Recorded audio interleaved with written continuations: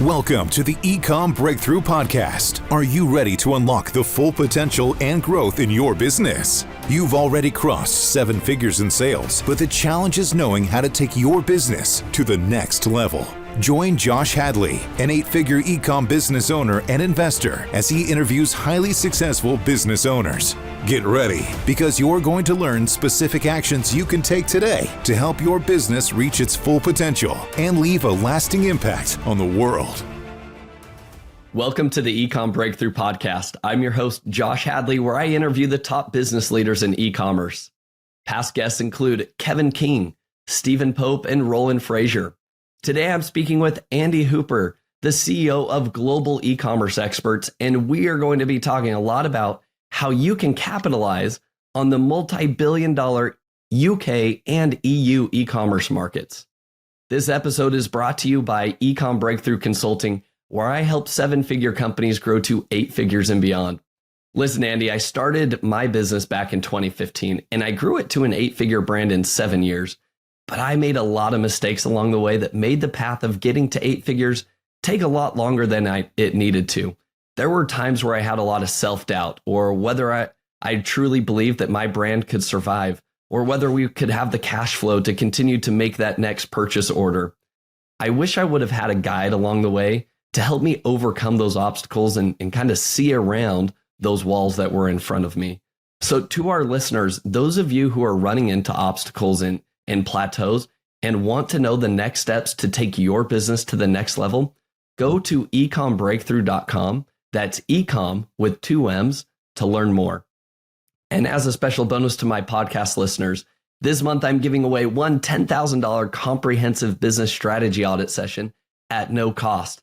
All you need to do is email me at josh@ecommbreakthrough.com, and in your subject line say strategy audit, and then plead your case as to why I should choose you and your business to work with for this month's strategy audit. And if you don't win this month, don't worry, you'll be entered to win for future months to come.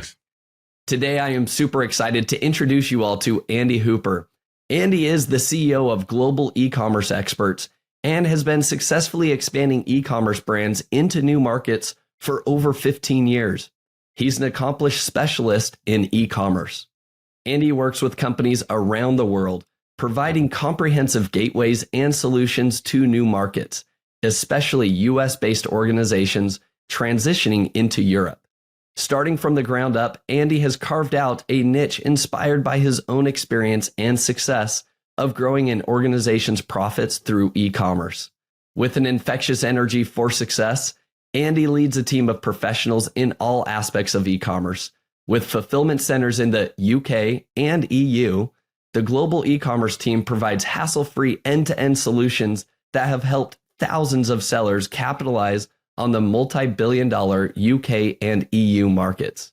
When not working, Andy can often be found enjoying sailing, cycling, and kayaking with his friends and family on England's south coast.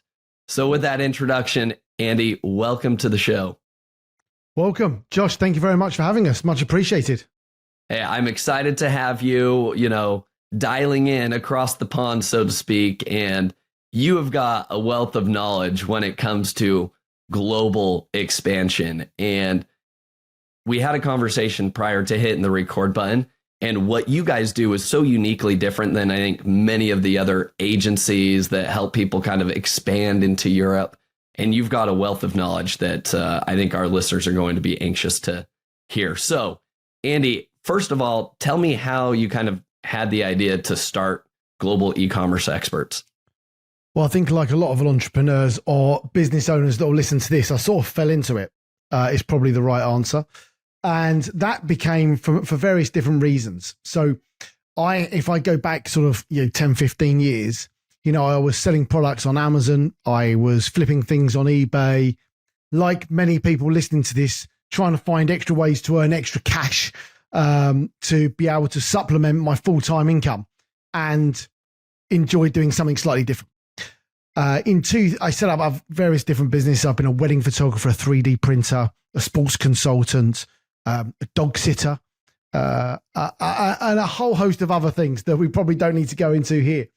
But the sort of journey into where I am today sort of is probably similar to many of you, where I've tried lots of different things. Some work, some didn't. I learned a lot along the way. But in 2016, the VAT rules changed for Amazon sellers that were based outside of Europe. Well, the rules didn't change, but Amazon typically, or marketplaces, had to show due diligence to the government that they knew what the VAT numbers were for sellers. So having been an Amazon seller, at this point, I could see this happening. I could see the forums. I could see everything that was going on. And I was like, I can see something happening here. How do I do VAT? Because that sounds like that could work really well. How do I work with businesses outside of Europe to expand them in? Because I'm much more of a service-based person than I am a product-based person. Serving someone and giving them great service and watching them grow from I used to be a sailing coach.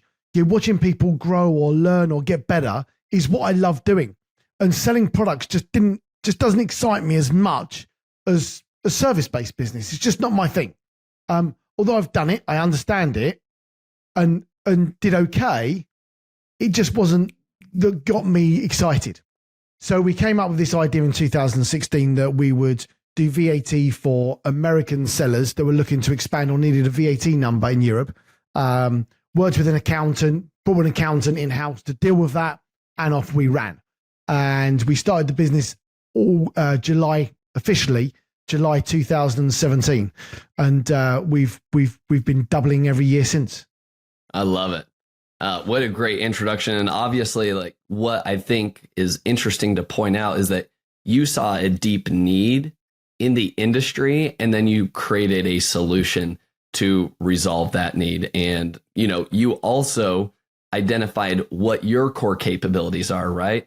For myself, like, I love selling physical products. Like, I love that aspect of it. I don't like SaaS businesses. I don't love, service-based businesses. But I really love, offering product-based businesses. And so I love that you honed in on what your core expertise is. And that's, I think, allowed you to, propel your business even further. But let's really dive in here, Andy, and talking about like the implications that this can have on our listeners that are 7-figure sellers that are looking to grow to 8 figures and beyond.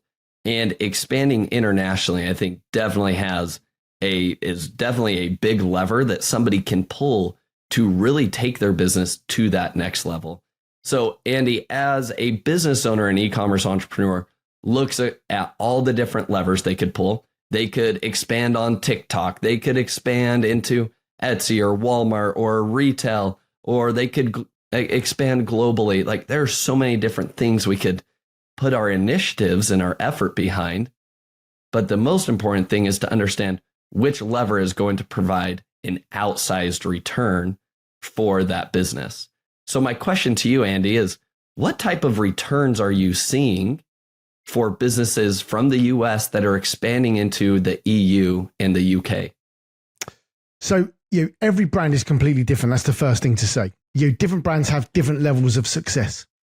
But what we see from our data, we see data points from different points of the customer journey.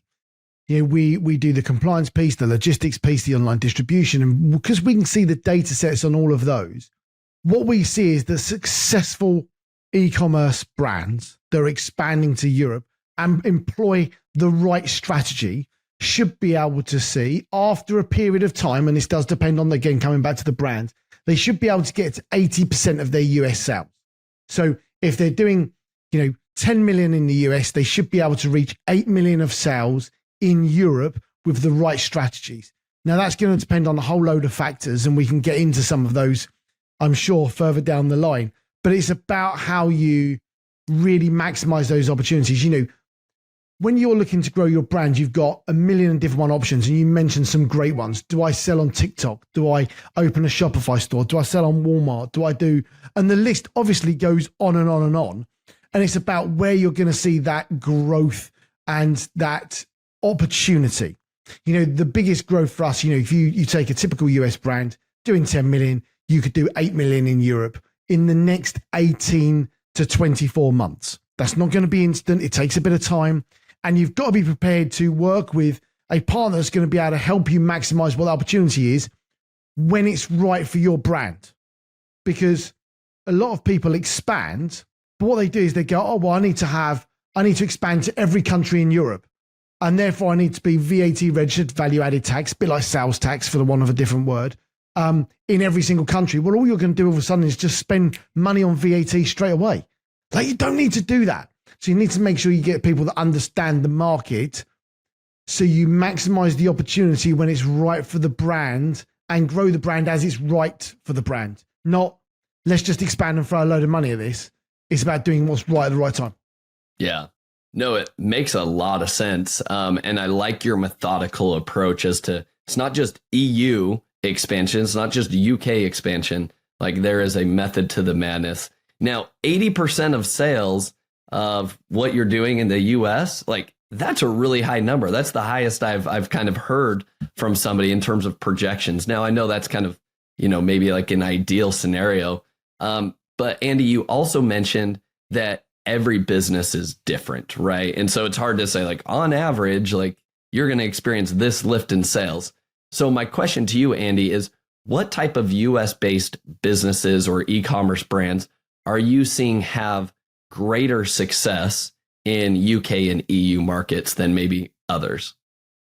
So the two brands that we see that have success, the brands that we see have success are people with two types.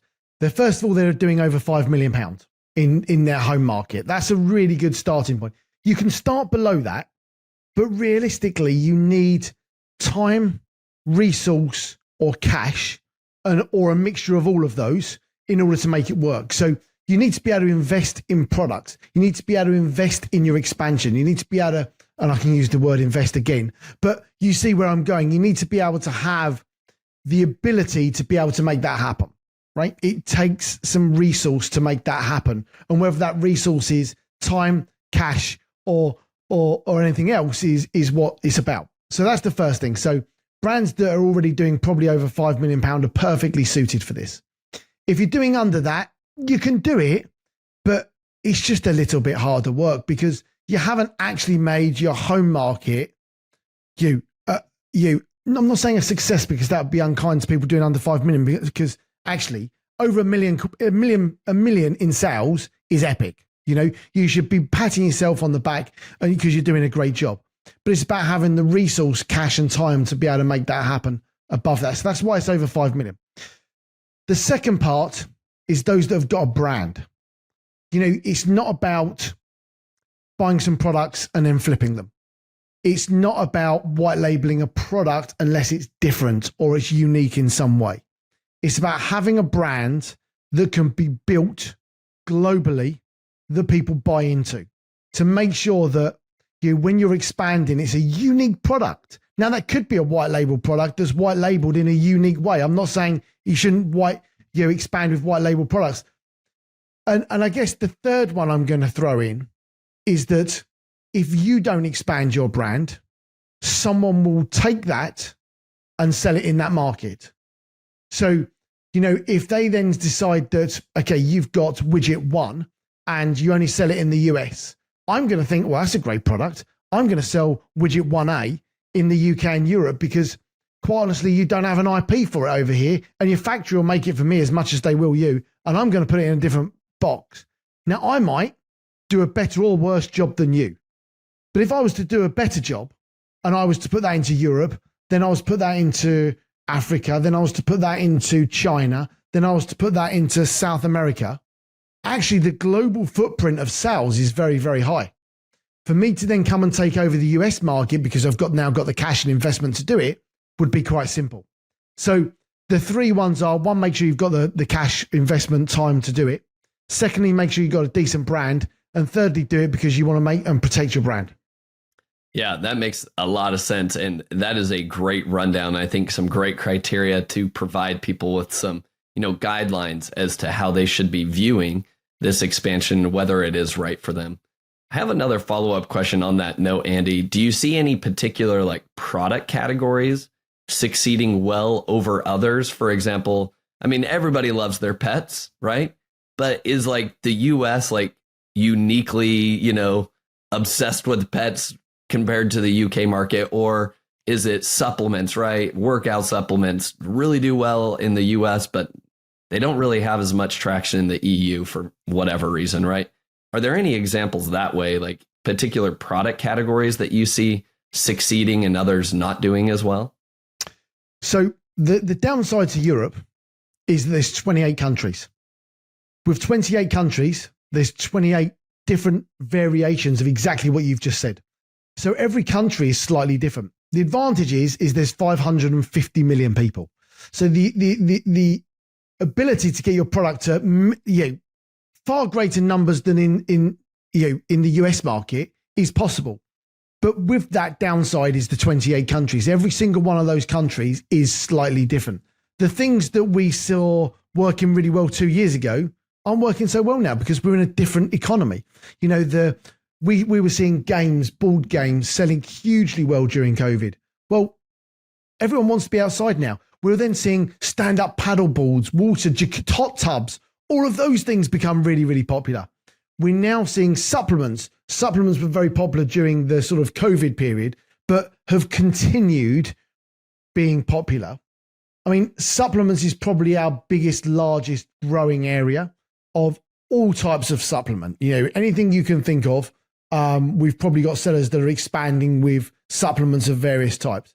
I would say that the growth of supplements in Europe is far greater than it is anywhere else. In the US, the market is established for supplement sellers, I think would be a right word. It's commonplace to be selling supplements. People understand it and people get it. In Europe, they're a little bit further back than that. They're not, they see it as, oh, we should be doing that. But I would say that it's probably the fastest growing category. Yeah. Pets is always going to be popular because people spend more money on their pets in certain countries in Europe. So the UK, definitely. Germany, definitely. France, definitely. But some of the more Eastern European countries, you don't spend as much on pets. It just isn't a done thing. As you move further east and southeast, less and less will be spent on pets, but more and more will be spent on outdoor stuff. You won't sell any ski stuff as soon as you start getting down to Greece, but you'll sell more of it as you move north. Yeah. So, there isn't a one size fits all. It's very, very seasonal. Or you can have seasons, but again, different parts of Europe have different seasons at different times. Yeah. It's the beauty of Europe that one day you can be skiing and the next day you can be in, 40-degree heat. And I know the US isn't too dissimilar to that, but you're used to it being just one country. I could in half an hour from here today, I could be in France. Completely different culture, completely different ethos, everything else. Yeah. And that's what we deal with. In the US, in half an hour, you wouldn't even get to one side of a city to the other, let alone a different country. So the answer is there's not one cat. I mean, supplements is the fastest growing category I see at the moment. Pets go well. So it's about understanding what your product is and doing market research to understand what that looks like. Okay.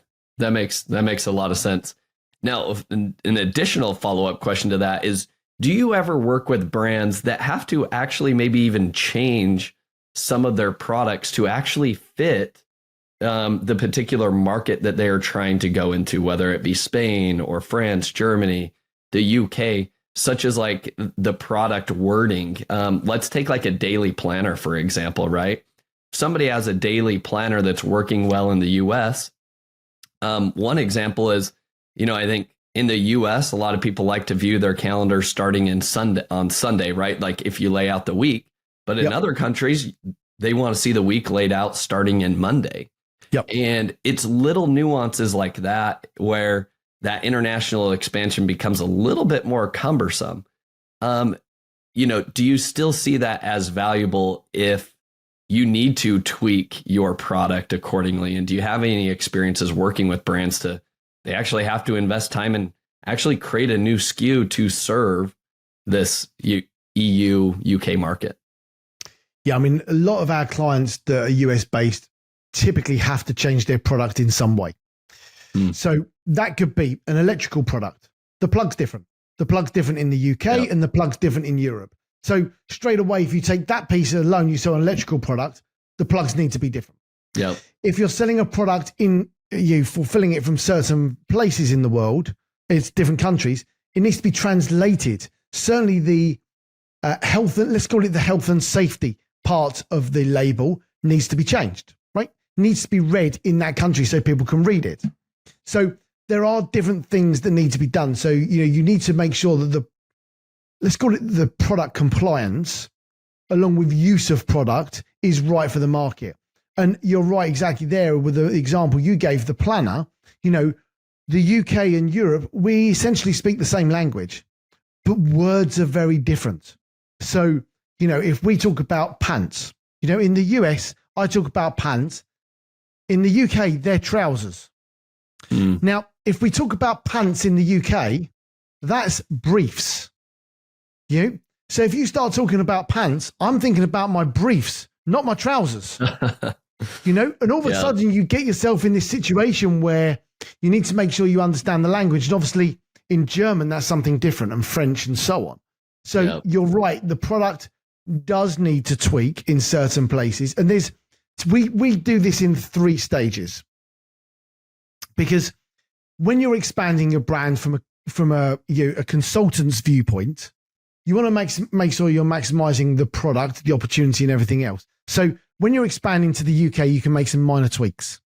When you then expand to Germany, you can make a couple of more tweaks. Do you need a specific product in those markets? The answer is possibly. Right? So you have a UK product, a European product, and that all then comes down to, okay, do I need to get my products made and then distributed directly into that region? So let's take an electrical product. You would have a UK product made with the distributor. Now, wherever you're getting it made in China, we'll be able to put a UK plug on, a European plug, and a US plug, right? Yep. They will all be able to do that. Virtually every factory you have will be able to do that, no problem at all. But will they have the right certification to stamp the plug to say that it's certified to the regulations in that country? So in the UK, is it UKCA marked? In Europe, is it CE marked?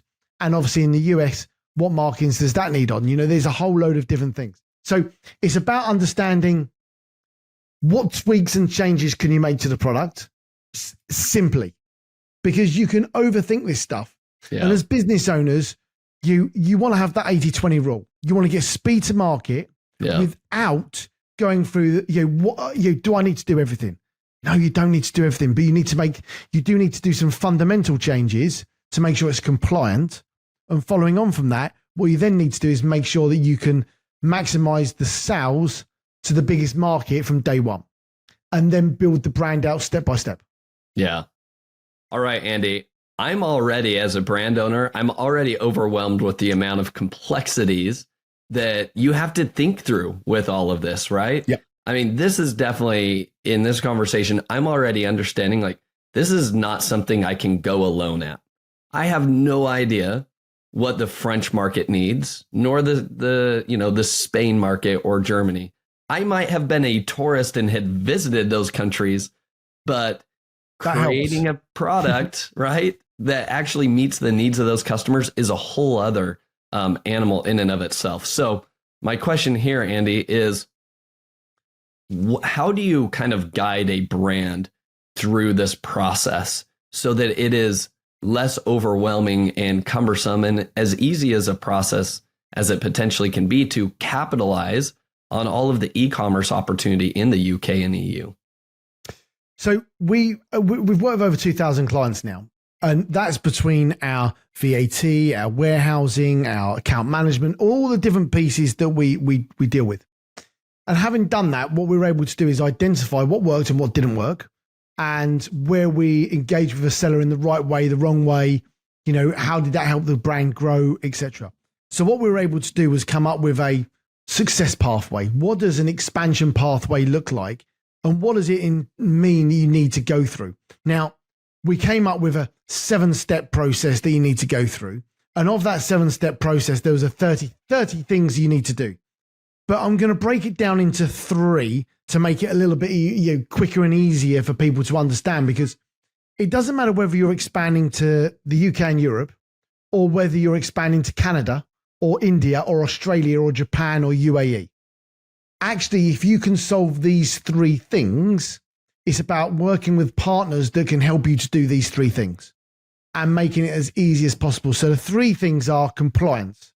You split compliance into two areas: business compliance and product compliance. So business compliance, to put it in a nice way, look, if you're selling products in a country, the government wants to thank you for you selling the product in that country. That's called tax. So the bottom line is you're going to need to pay some tax when wherever you're selling your products from. That's the bottom line. You need to work with someone who understands the tax in that region and can solve that for you. The second part is your product compliance. Product compliance comes under three pieces. First of all, understand what regulations your product falls under in that region.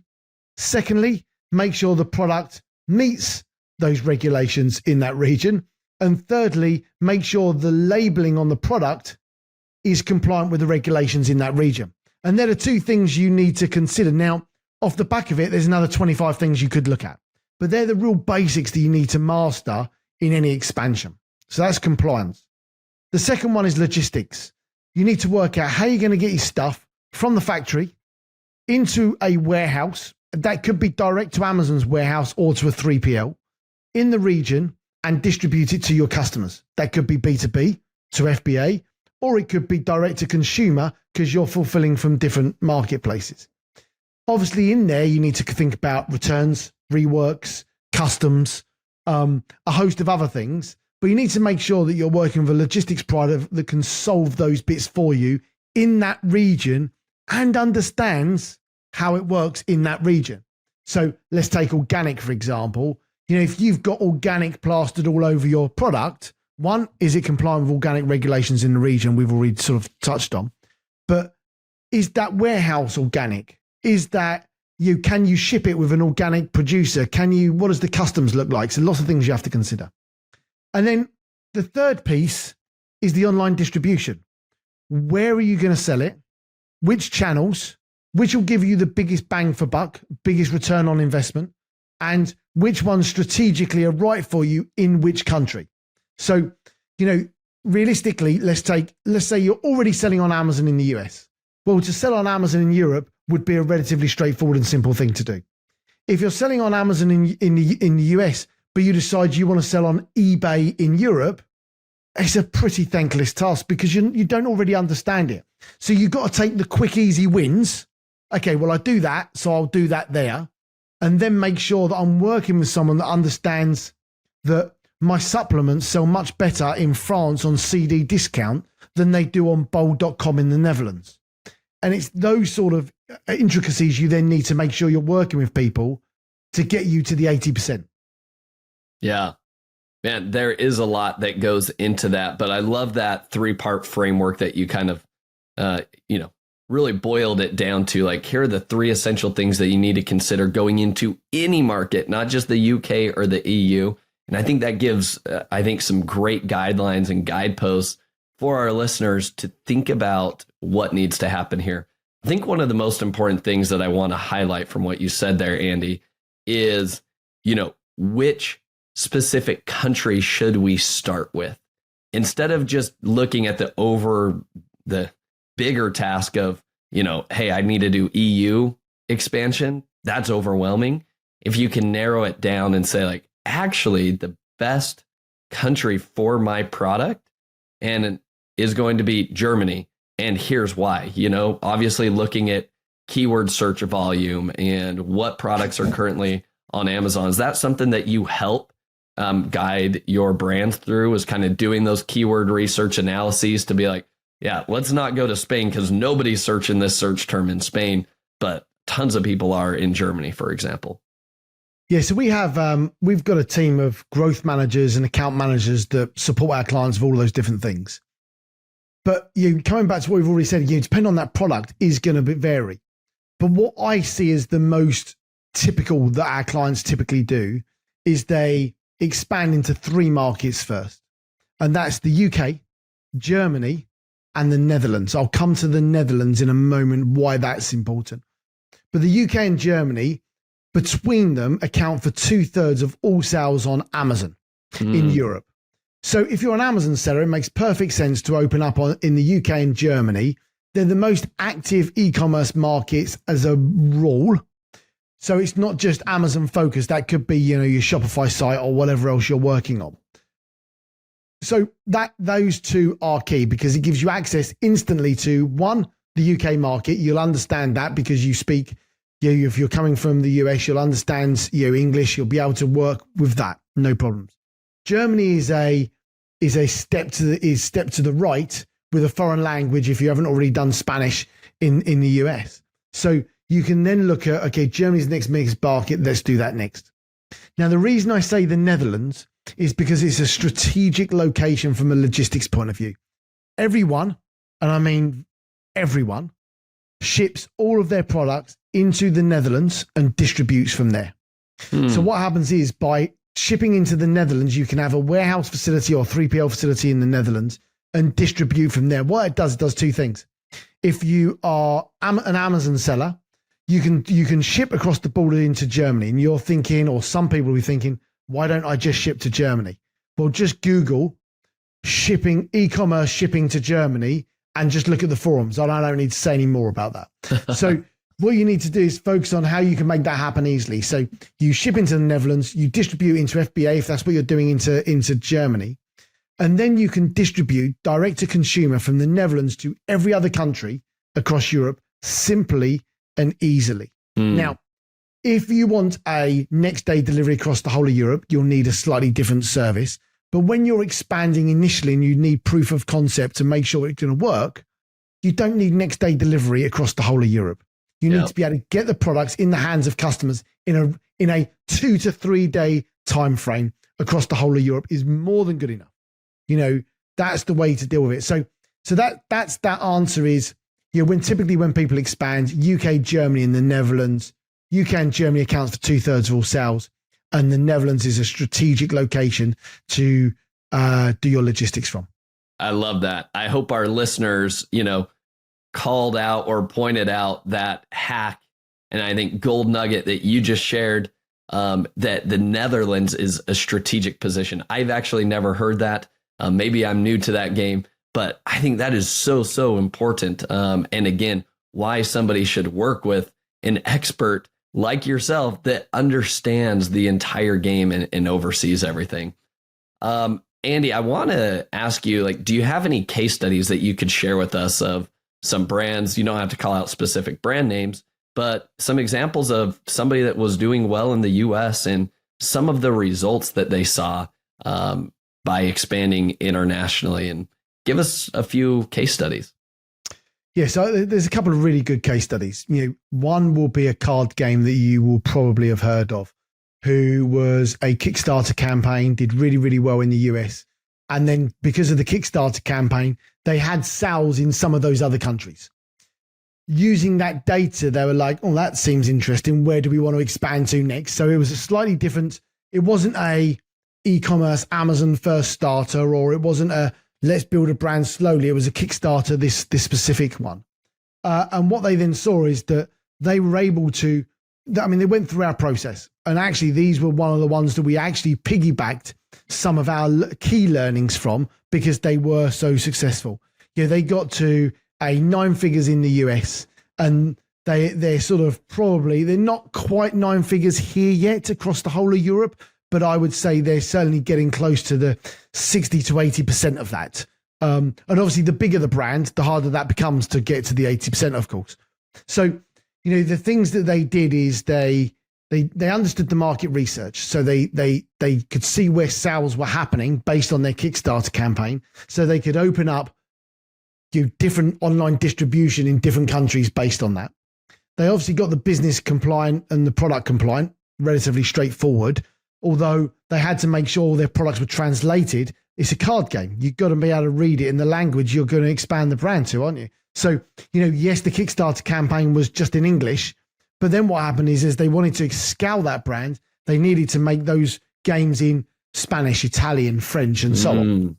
So they actually had to change the product. Like they're going in there and, having to make sure that the wording is correct on the game itself, updating the individual designs possibly on those cards, right? Yeah. A lot of effort, but it sounds like it's been successful. I'll let you continue. Yeah, no, and the brand is what I call a cheeky brand. There's humor involved in the brand, and getting that humor into different cultures is really, really tough. That's the bit they sort of plateaued on, if you like. So they grew their sales. They realized they couldn't get any sales. They could continue growing sales, but how do they get their sales to the next level? And it was about that culture fit in each region next, and having distribution both for D2C, and obviously they're an Amazon seller, so they sold through that network. And then as they continued to grow that brand, they then moved into distribution. So how could they work with distributors in different parts of of Europe in order to get the products into harder to reach areas?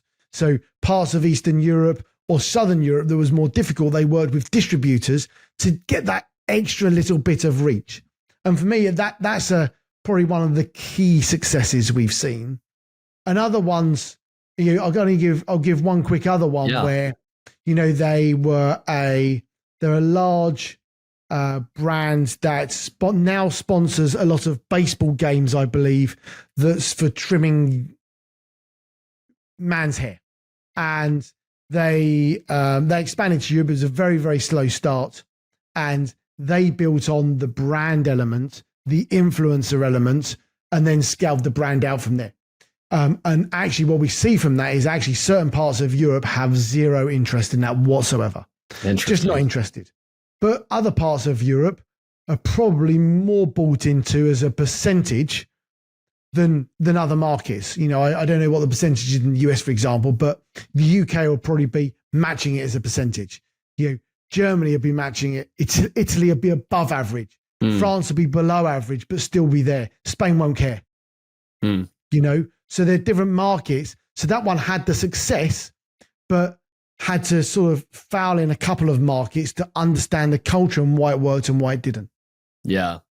I'm curious on that note, you talk about the card game example having success and the amount of time and effort that they would have had to have undertaken to translate everything, because this is a card game and then it was humor based. And so, US based humor probably doesn't apply to, 100% the UK and vice versa. Like you've got to really dive into the minds of those people. So this is an extensive amount of effort. And it sounded like with the previous case study, with the hair trimming, like it didn't go over well in every single country.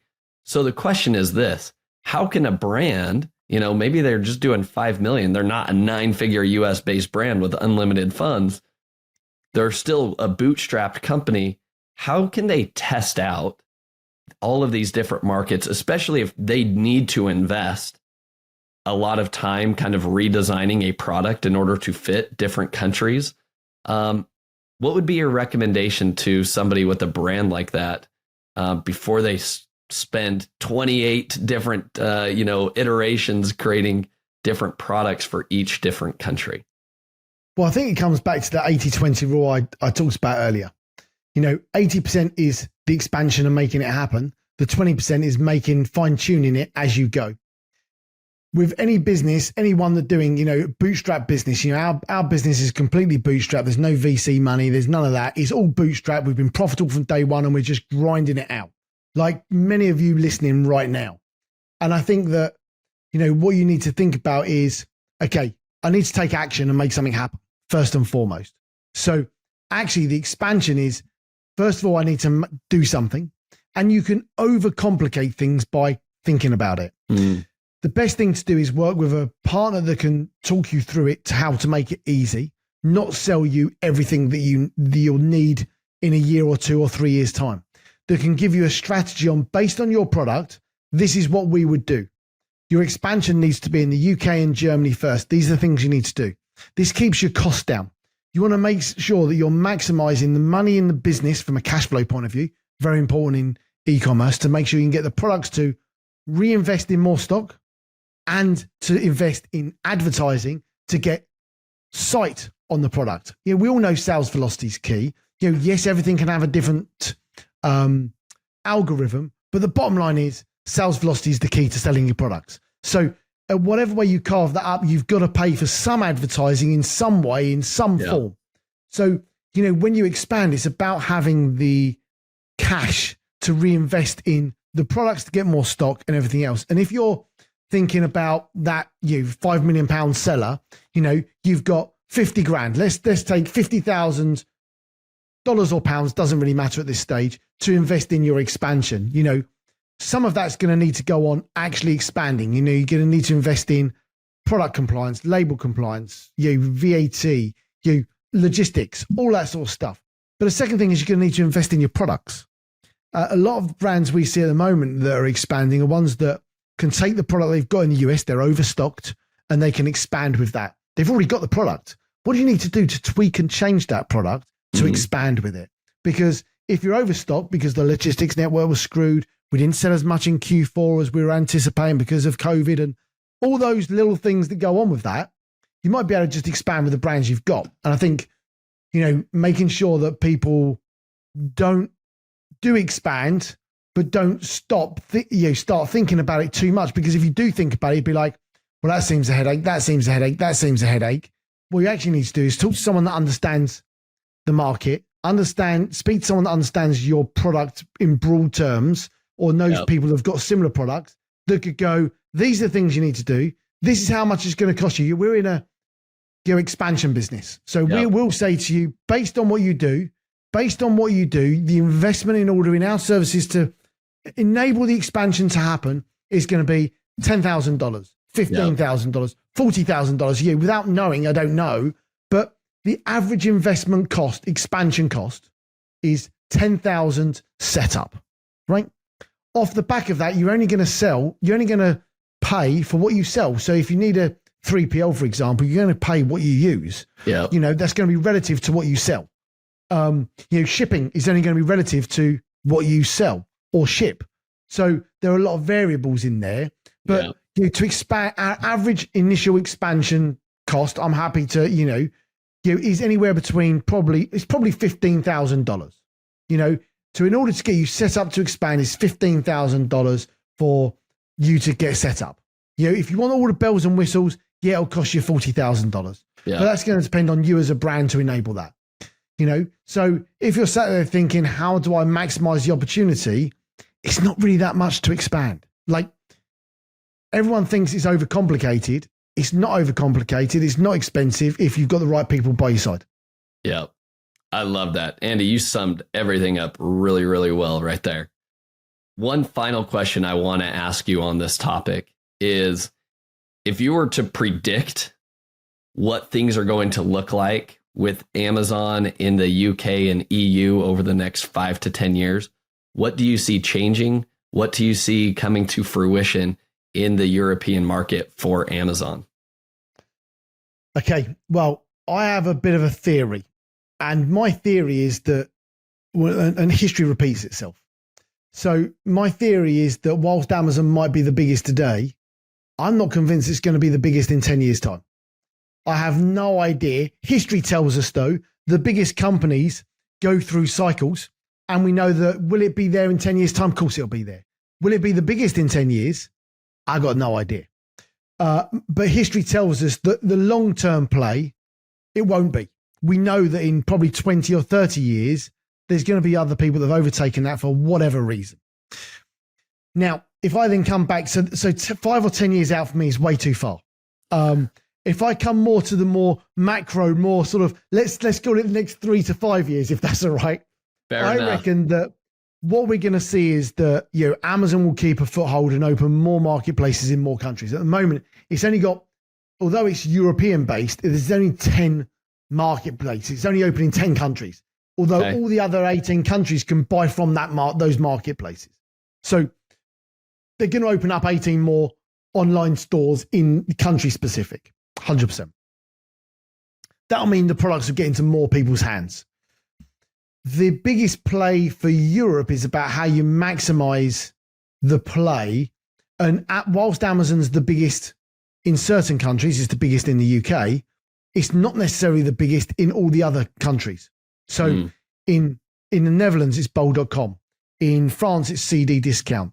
In Germany, it's Royal and Otto, depending on where you look. In Poland and for Eastern Europe, it's Alandro. So there are all these different marketplaces actually do much more in the home market than what Amazon does.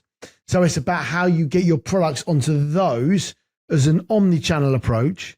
And again, to get to the 80%, you've got to do the omni-channel approach. There's no other way of doing it unless your product just flies in Amazon. Like, you know, and that happens. Of course it does.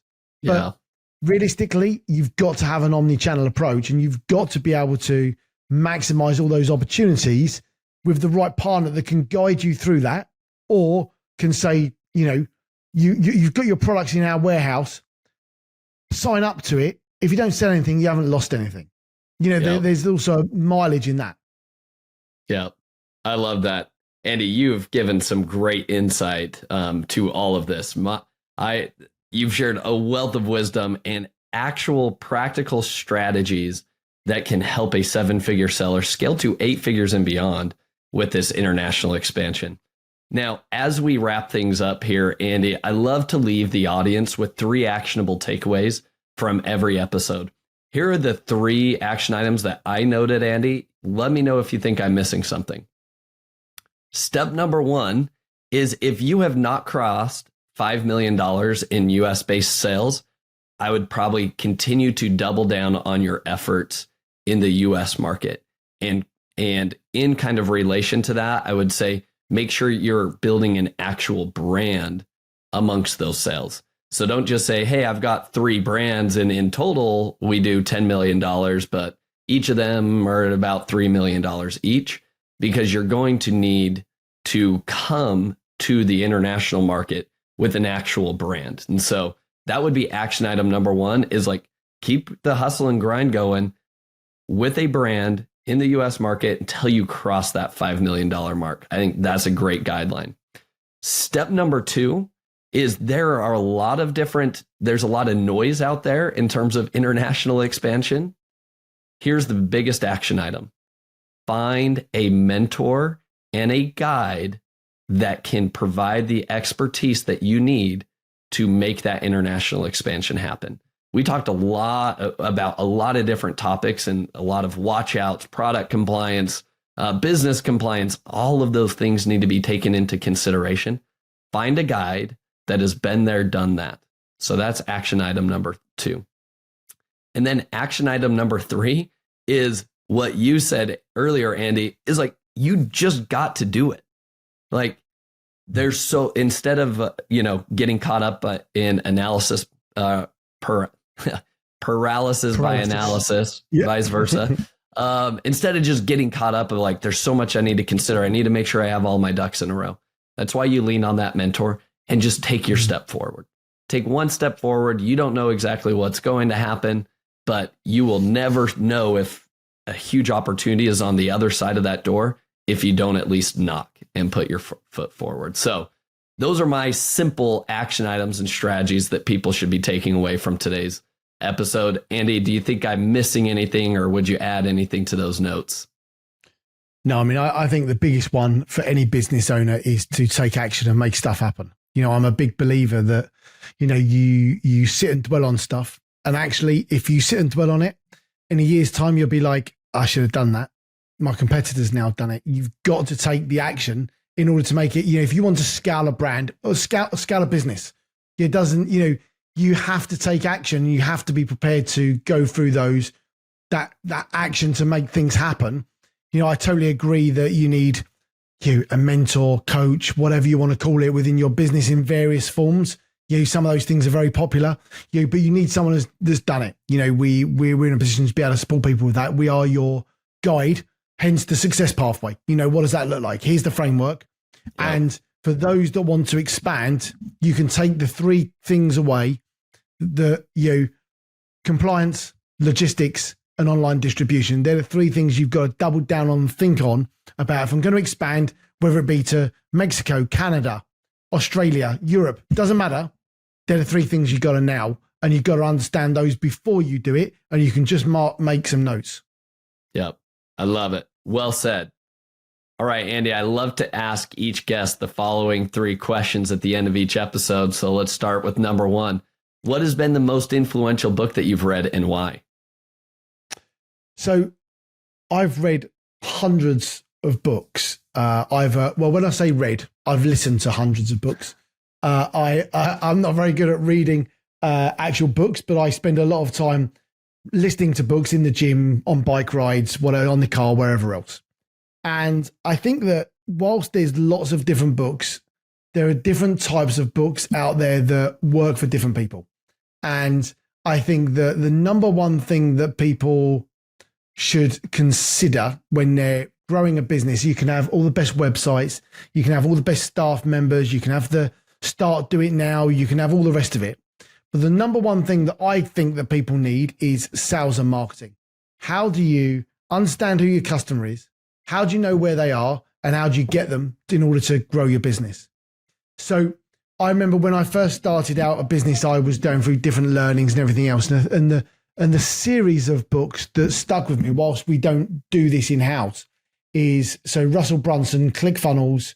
There's sort of 3 books that he's got: .com Secrets, Expert Secrets, and Traffic Secrets. Now, whilst I don't necessarily have ClickFunnels, it's not part of what we use for our business. Actually, the methodology, the process, the simple pieces of know who your customer is, know where they are, know where to go and find them, and to pull stuff together is exactly right. And there's probably the books that I've read 3 or 4 times at different points, not necessarily from a funnel generation point of view, but from a marketing and sales point of view, to understand, okay, how do people look for stuff? Where do people go? Not how to sell to one person. Okay, I'm trying to buy my stuff, but more from a marketing led point of view, and I think that you've got to have different opinions, and everyone's going to have a different opinion, whether that's going to work for them or not. The self-development stuff is always going to be important. How do you get up in the morning, join a 5 a.m. club and smash out a day? Always going to be important. But for me, having someone that you can listen to that resonates both on the book, podcast, or whatever else, for me, that was important. That ability to talk about marketing, how you're thinking about the customer at all times. Yeah, I love that. Those books I would highly recommend as well, even if, taking the principles away from them, even if you're not selling on ClickFunnels specifically. All right, exactly let's go to question number 2. What is your favorite productivity or software tool that you've recently been using that you feel like has been a game changer? So I think the number one tool we used as we were scaling was Trello.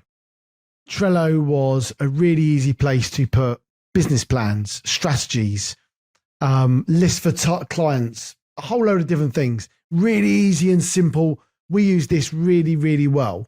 And for me, Trello was probably the game-changing piece of software that, to be fair, we use very little now because we have CRM software, more software than we probably really need or want, but it's all integrated with that type of stuff.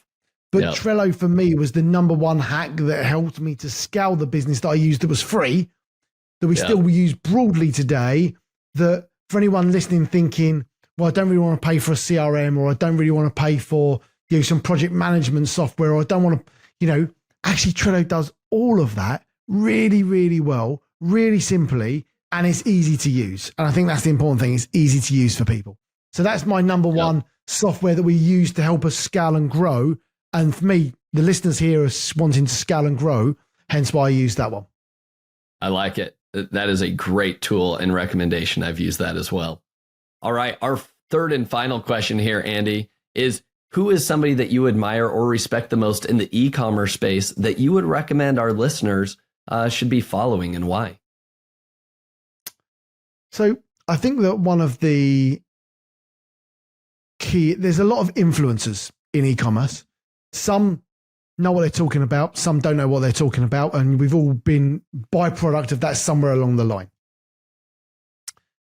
The ones that talk lots, in my experience, are the ones that aren't doing.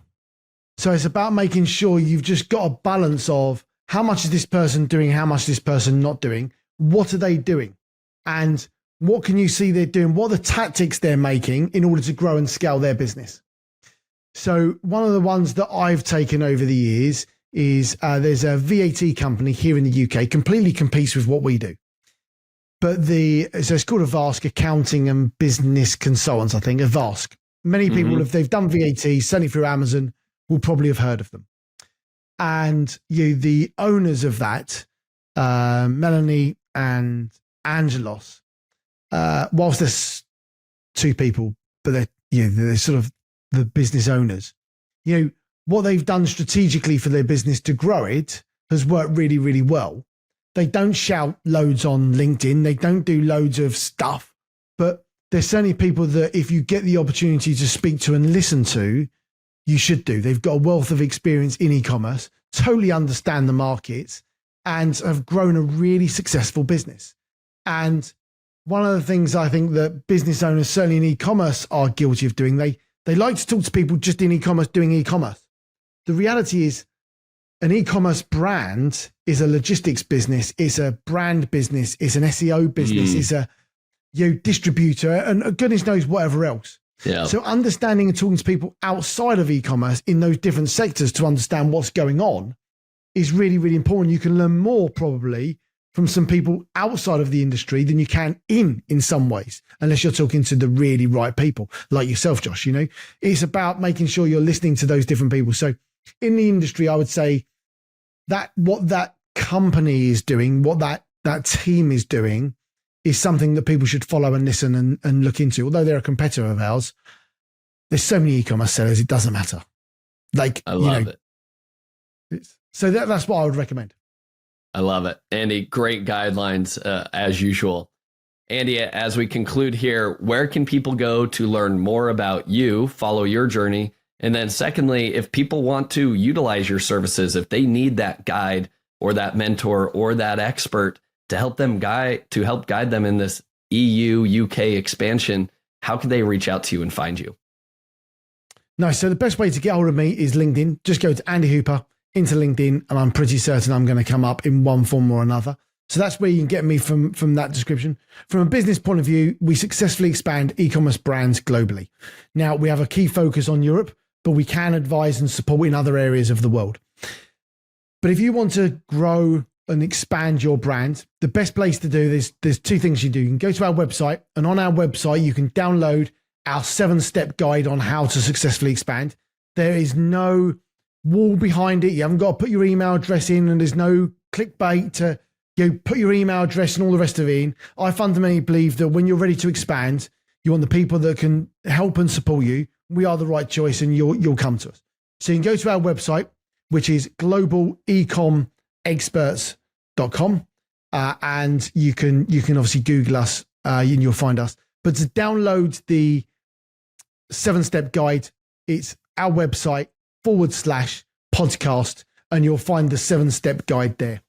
You can go to, if you listen to a podcast, you can go to our podcast, Global Expander Secrets, and you'll be able to listen to our podcast that gives you all of the information on how to expand. We don't hold anything back. We teach people how to expand because we believe that everyone should take their brand globally, but we believe they should do that when it's right for them, not pre-described by anyone else. So go and get all the information from our podcast. It's on YouTube and all the rest of it as well. But just look for Global E-commerce Experts. Awesome. Andy, this has been a pleasure. Thank you so much for sharing your knowledge with us today. Josh, thank you very much for having us. Thanks for listening, and hopefully we'll help people expand in the near future. Thank you for listening. Visit ecommbreakthrough.com for more information. If you've enjoyed today's episode, the best way you can show your appreciation is by clicking the subscribe button and quickly leaving a review. See you again next time.